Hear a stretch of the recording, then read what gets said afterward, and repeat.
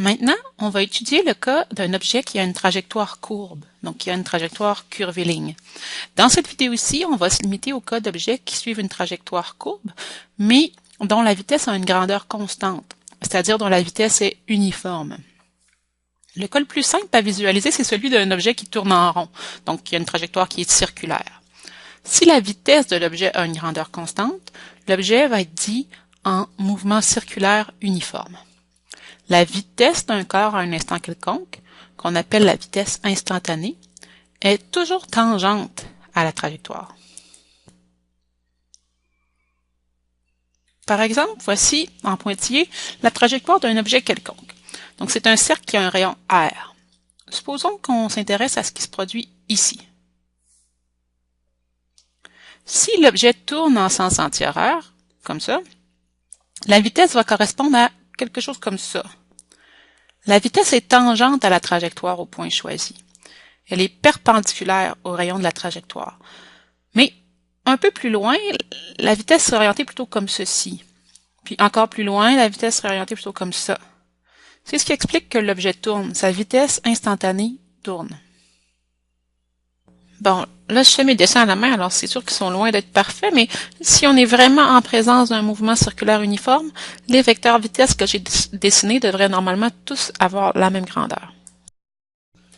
Pour simplifier, supposons qu'on s'intéresse juste à 2 points. L'instant initial, où la vitesse correspond à la vitesse initiale, et l'instant final, où la vitesse correspond à la vitesse finale.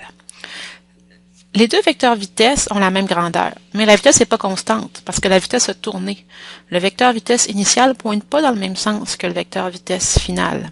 C'est pas le même vecteur. La vitesse a changé. Donc, la vitesse n'a pas changé en grandeur, mais elle a changé en direction. Donc, si je vous pose la question, est-ce qu'il y a une accélération? La réponse, c'est oui.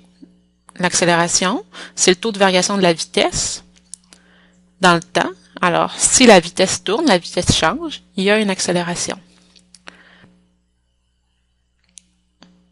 Si le vecteur VF n'est pas égal au vecteur VI en grandeur et en direction, alors VF moins VI ne donne pas 0, donc l'accélération ne donne pas 0.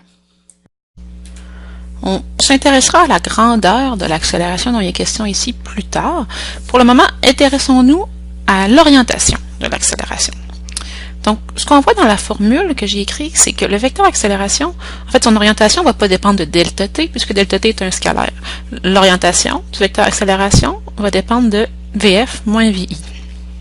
Donc, le vecteur A va être parallèle à VF moins VI.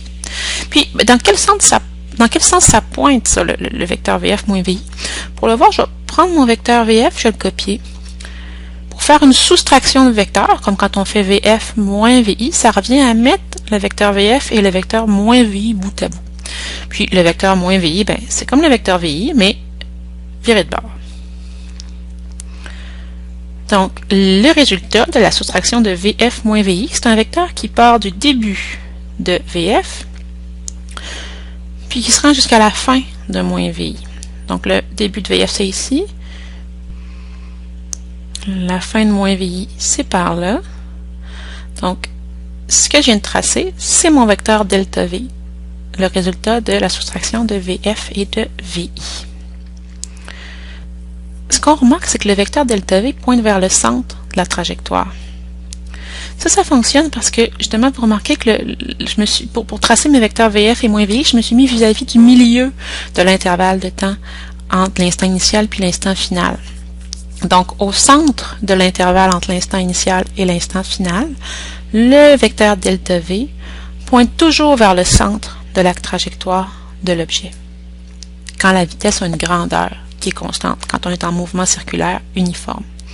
Ici, le point initial puis le point final, je les ai choisis au hasard, mais ça aurait été vrai pour n'importe quelle paire de points.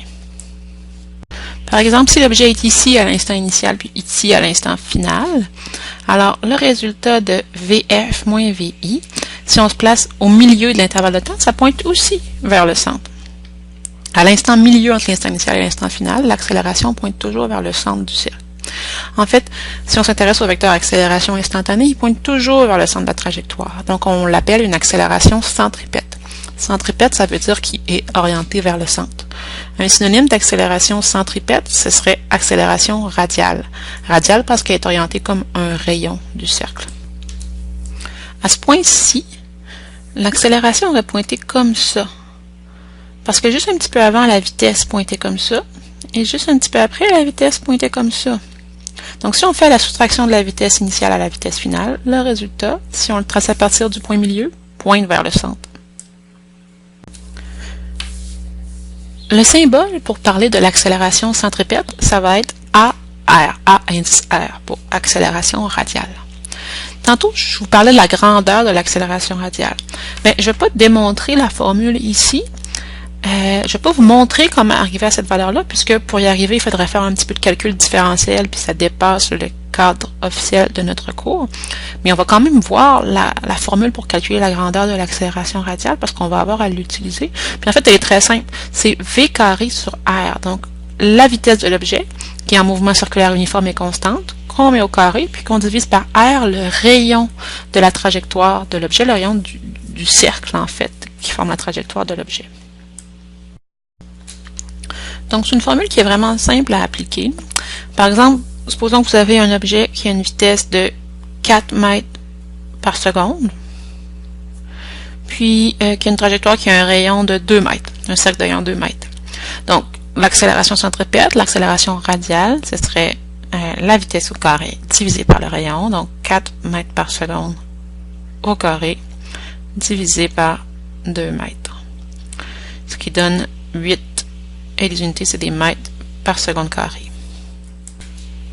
Alors, donc, dans les choses à se rappeler, un objet qui a une vitesse de grandeur constante va avoir une accélération s'il est en train de tourner.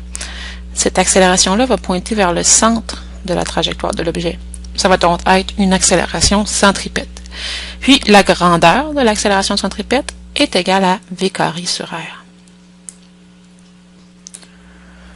Plus l'objet va vite, donc plus la vitesse est grande, plus l'accélération va être grande aussi. C'est logique parce que si l'objet se déplace plus rapidement, il faut que sa vitesse change d'orientation plus rapidement. Donc le taux de variation de la vitesse est plus grand, donc l'accélération doit être plus grande.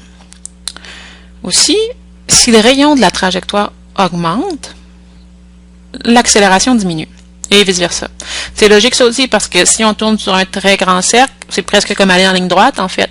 L'orientation de la vitesse change très lentement, donc l'accélération est faible. Tandis que si je tourne sur un tout petit cercle, ben, il faut que l'orientation de ma vitesse instantanée change très rapidement, donc l'accélération va être grande. Et voilà!